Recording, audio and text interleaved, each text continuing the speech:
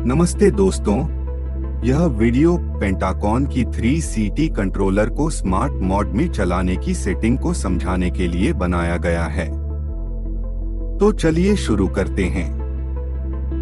पेंटाकॉन की TPFC controller एक unique और plug and play type controller है। इसमें किसी भी पैरामीटर को सेट करने की जरूरत नहीं होती है। कंट्रोलर के टर्मिनल्स पर तीनों फेज का कनेक्शन करना है और तीनों सीटी उसी क्रम में लगाना है। कंट्रोलर स्ट्रेट मोड में वर्किंग शुरू कर देगा।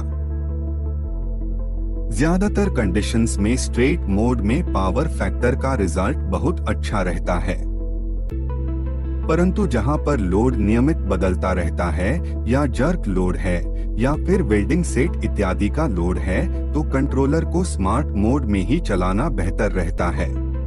स्ट्रेट मोड में सीटी रेशियो डालने की भी जरूरत नहीं होती है। स्मार्ट मोड में चलाने के लिए सबसे पहले सेटिंग में जाकर सीटी रेशियो सेट करना है, जो कि सीटी की प्राइमरी करंट है, सेकेंडरी डिफॉल्ट बाई 5 की है।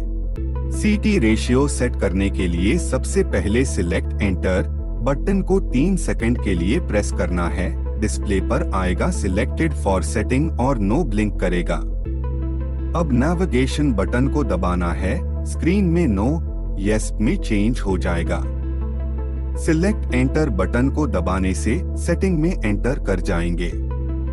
पहला पैरामीटर है स्टेप डिले। अब अप बटन को दबाकर छोड़िए। दूसरा पैरामीटर है ऑन डिले, इसके बाद ऑफ डिले, लोड सेंसिंग और इसके बाद है सीटी प्राइमरी। यहां पहुंचकर सिलेक्ट एंटर बटन को दबा दीजिए।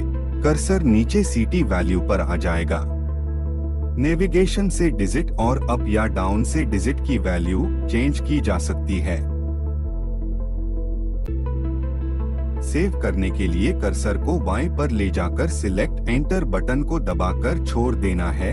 वैल्यू सेव हो जाएगी और कर्सर सीटी प्राइमरी के पास आ जाएगा।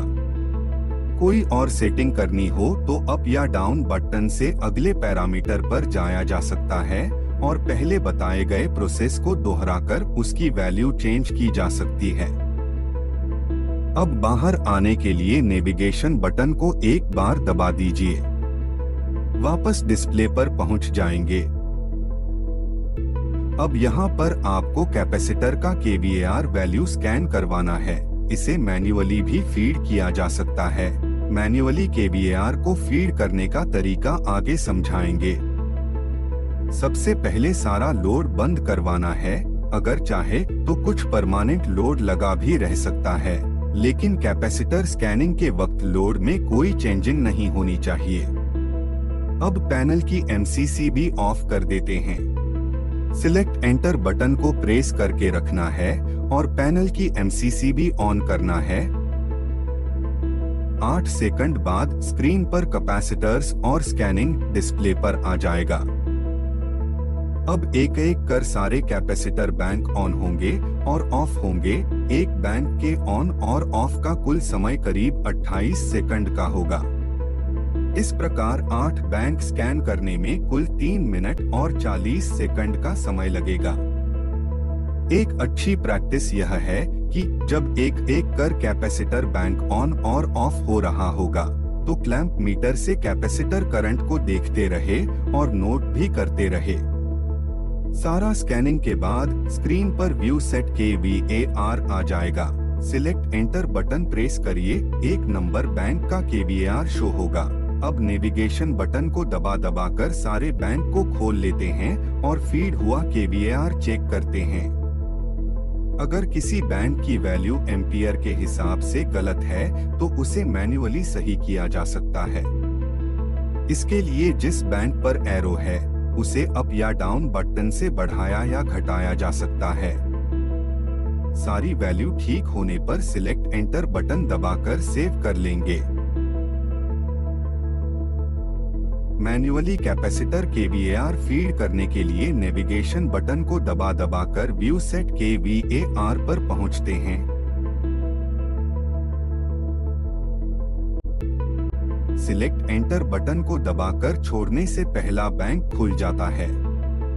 और नेविगेशन से सारा बैंक खोल लेते हैं। जैसे कि पहले बताया गया है, जिस बैंक पर एरो होगा उसकी वैल्यू अप या डाउन बटन से सेट कर लेते हैं और एंटर दबाकर सेव कर लेते हैं।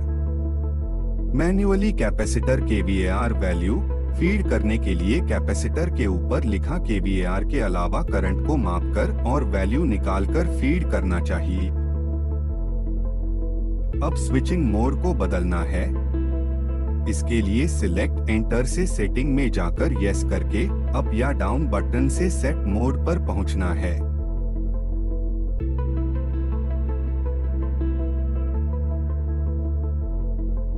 यहाँ पर सिलेक्ट एंटर बटन दबाते हैं।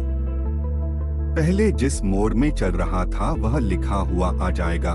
फैक्ट्री डिफॉल्ट स्ट्रेट होता है। नेविगेशन बटन से स्मार्ट कर देते हैं और सिलेक्ट एंटर बटन दबा देते हैं। अब पैनल की एमसीसी भी ऑफ करके ऑन करते हैं। कंट्रोलर स्मार्ट मोड में वर्किंग करना शुरू कर देगा।